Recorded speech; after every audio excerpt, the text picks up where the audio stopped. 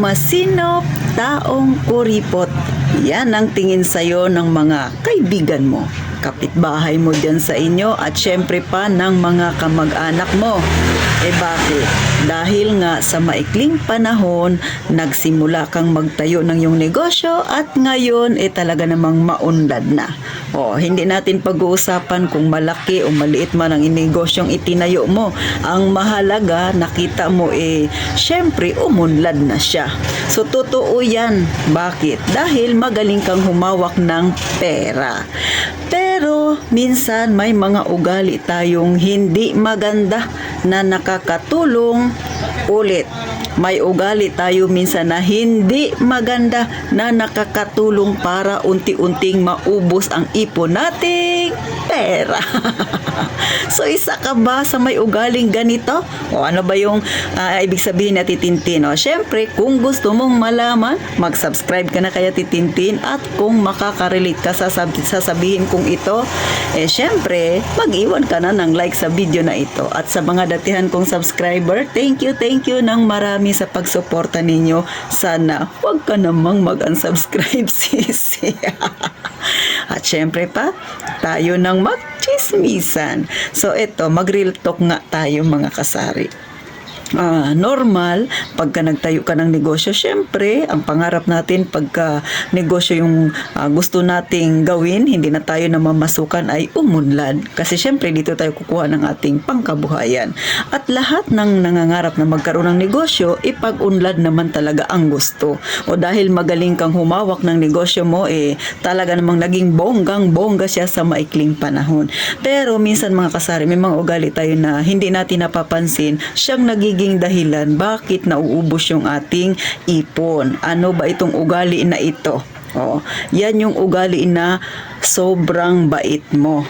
Liliwanagin ko. Hindi masama ang maging mabait. Ang masama, yung sobra ng kabaitan. Bakit? Kasi nagdudulot yan sa atin ng nauubos ang ating ipon. Dahil nga, meron tayong mga kaibigan minsan na pag alam nilang mabait ka, inaabuso ka na nila. Ikaw na lang at ikaw na lang palagi ang lalapitan nila. At yung mga yan, madalas mga kaibigan nating malapit sa ating puso. Mga kamag-anak natin na itinuturing na natin talagang pamilya na sila. Mga kaibigang pamilya rin ang turing natin. So syempre, hindi naman yan agad nalalapit sa iyo. Ang gagawin yan, mga ngamusta, pupuntahan ka sa bahay, at eto na, syempre pa, magsasalaysay ng kanyang talambuhay, ng kanyang paghihirap, ng kanyang paghihinagpis na nararanasan araw-araw. So ikaw naman ito, pakinig ka ng matindi sa kanyang sinasabi. Talaga namang para ka nang maluluha sa pakikisimpatya mo sa kanya. So ito nang nangyari kapag nanghiram na ng pera, hindi ka na hindi sa kanya. Hindi mo na siya masabihan, ay wala akong pera. Wala na yun. Hindi na yun pumapasok sa isipan mo. Bakit? Dahil ang damdamin mo, ang pinapairal mo, hindi na ito. Ulitin ko lang, hindi masamang maging mabait. Ang masama kapag sobrang bait, kasi nga naaabuso ka na. Kasi minsan tayo mga kasari, hindi natin napapansin na yung tao na malapit sa atin ay napapaikot nila tayo sa kanilang palad, sa pamamagitan syempre ng pagsasabi ng kanilang mga nararanasan, mga nangging experience na kahirapan. So ikaw naman ito, awang-awa ka.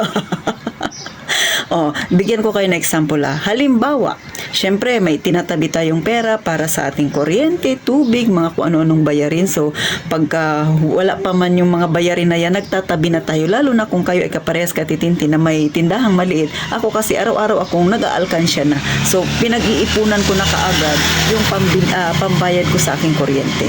So ngayon, syempre may naiipon ka na. May lumapit ngayon na kamag-anak, kaibigan o kung sino pa man yan. Diba? Manghihiram, sasabing ibabalik ko lang.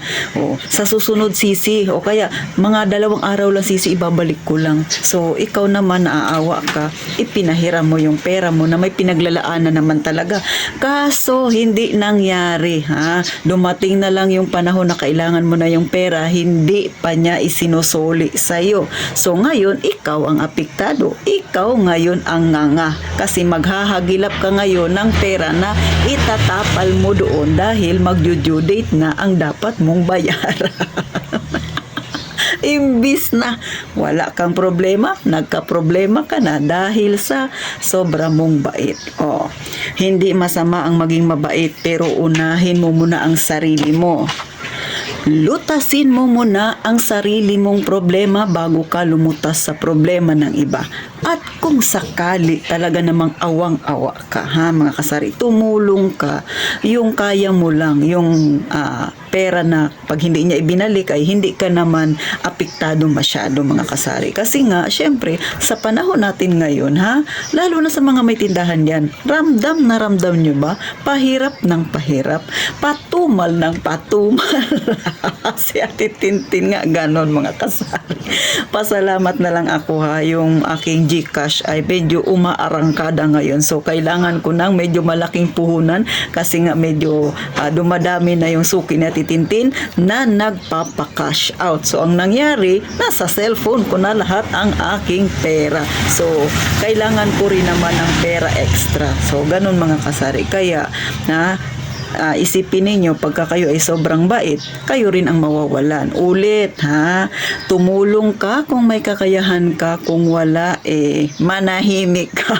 Huwag kang magbaya-bayanihan dyan, sisi. Char lang. Pero totoo, ha, mga kasari. Madalas nakikita natin yung mga ganyan, mga kasari, yung mga OFW nating mga kasari. O, diba, galing ng ibang bansa, tulong ng tulong sa kamag-anak, sa pamilya ng kapatid niya, which is wala namang masama. Pero minsan, hindi niya na obligasyon, inaangkin niya pa. Kaya pag uwi ng Pilipinas, wala na siyang pera. Ang nangyayari, pag siyang nagkasakit, wala rin siyang malapitan. Kasi yung tinulungan niya rin ay walang-wala rin. So, paano yun? Kaya, mga kasari, ha, kapag may pera tayo, ipitin ng maigi, maging matalino, maging maingat sa pagdidesisyon kasi pag nagkamali ka, hindi mo na maibabalik yan. Promise. Magsisisi ka pag bandang huli. Baka sabihin mo, sana nakinig na lang ako kay Ate Tintin, hindi pala maganda ang maging sobrang bait, mga kasari. O, hindi ko naman sinasagkaan yung mga sinasabi ng matatanda na kung ano yung itinanim mo, siya mo ring aanihin. Tama. Pero minsan ang kabaitan, minsan ikaw rin ang nagiging dahilan bakit ka naghihirap. Kasi nga, yung para sa'yo ay ibinibigay mo pa sa iba kahit na ikaw mismo ay walang-wala na. So, sana sa mga nakikinig kay Ate Tintin, sa mga nanonood, sisi, hindi mo pa na-experience ito, huwag mo nang subukin, ha? Mapapariwara ang buhay mo.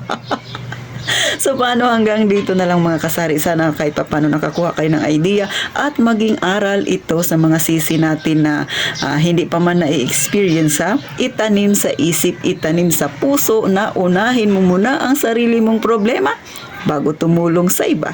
So, hanggang dito na lang. Gaya nga ng palaging sinasabi ni Ate Tintin, mag-subscribe ka na. At syempre pa, mga kasari, mag-iingat tayong lahat palagi, mga kasari.